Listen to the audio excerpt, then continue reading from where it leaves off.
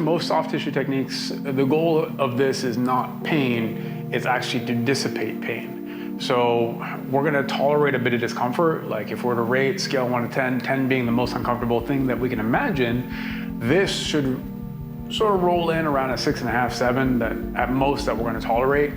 We don't want more than that, and we should notice that this significantly becomes more comfortable after about, I'd say 20, 30 seconds of doing it. So keep that in mind when you're doing this. The goal is not just to be uncomfortable.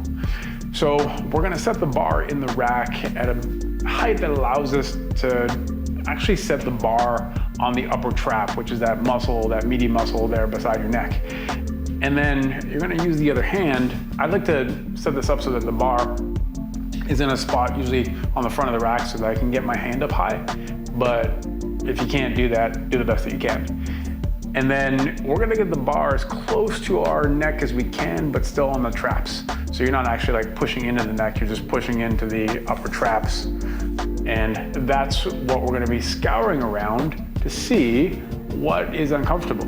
Once you find a spot that feels noticeable, talking to you a little bit, then what you're gonna do is apply a little bit of pressure into the bar, spend some time there, take some nice deep breaths, think in through the nose, out through the nose ideally. If you can't breathe through your nose, then do the best you can again. And then if that's feeling okay, then what you're gonna do is you're going to try to reach up overhead through some of that tension, and you're gonna notice through that range, you might get some sticky spots, like a spot where it doesn't want to go any further or you just feel kind of restricted.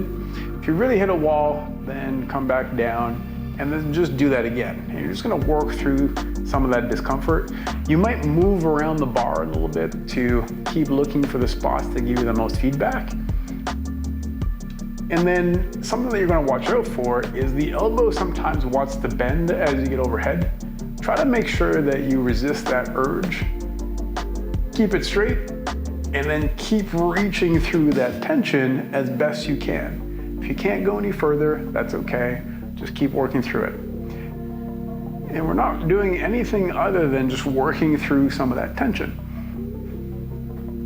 You might angle out a little bit to get a little further behind the, sort of like the back half of the trap.